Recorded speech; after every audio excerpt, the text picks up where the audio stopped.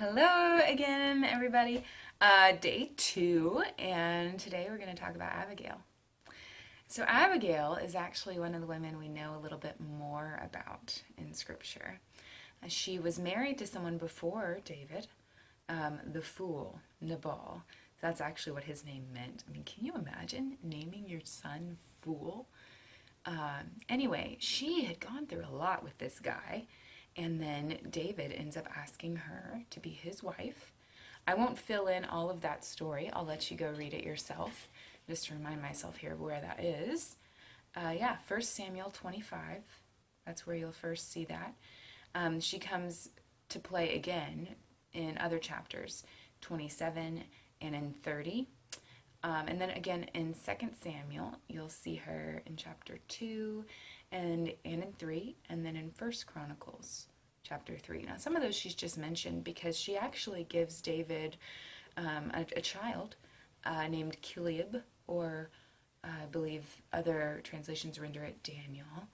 And so sometimes it's just listed, Abigail gave him this child, like a little record, but her story in the play is very important because she becomes Abishag's mother figure. So she is the one who counsels Abishag to read to David at night when he can't sleep. She is convinced that God has chosen Abishag for a reason, and that Abishag should look at these nights she has with David as a gift, and that she shouldn't waste them. So Abigail has seen much of life. She's lived with a fool. She's run a household. She was mentioned in Scripture as being beautiful and discerning. So I look at her as the woman I want to be. Someone who can discern what's good and when to rush into action and stop something bad from happening, and also when to wait and let things play out. So I do want to touch some on her interaction with David in the beginning because it speaks a lot to her character. David had been really frustrated with Nabal because Nabal refused to pay David tribute because he'd been taking care of Nabal's animals while he and his men were kind of going through the territory. And so he got so mad that he was going to kill all the guys of Nabal's house. And Abigail quickly gets stuff together, provisions, gifts, and she takes them to David. And her attitude is so humble. She says, "Let all the guilt rest on me. Don't take him seriously. He's a fool." and then she builds him up.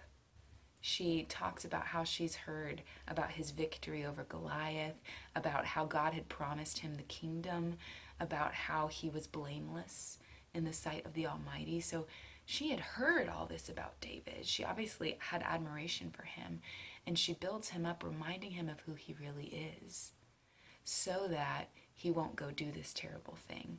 And then she banks on his response being favorable. She says, once you stand before God with a clear conscience because you didn't do this today, remember me. And then that is what happened. But, how remarkable to trust that the good thing was going to happen. To know, okay, he's going to do what's right. Imagine, your parents telling you, you're making a really good choice, maybe even before you've actually made it. They trust the good in you, and so I think she really does see the good in David, and I think she sees the good in Abishag too. So here's something to think about with Abigail. Who is your Abigail? Maybe it's your mom, or maybe it's an aunt, or another woman who calms you, who gives you good advice, who always sees the good in you and is able to help you rise to meet that potential. My mom has been that figure for me time and time again. I'm very, very lucky to have my mother. And so I want to encourage you to take some time to thank whoever that person is. Maybe write them a card or call them and just tell them thank you for loving you the way they do, and for helping you in whatever situation comes to mind. But those people are gifts from God. And so take some time to thank God for that person too. And you'll see more about Abigail soon. Everyone usually asks me after the show who is my favorite character, and I have different answers for that, but Abigail is the one I say that I always want to be when I grow up. So I'll see you guys soon. Thanks again for joining today. Again, if you want to read about Abigail, go to, here we go, my little cheat sheet, 1 Samuel 25 and 27.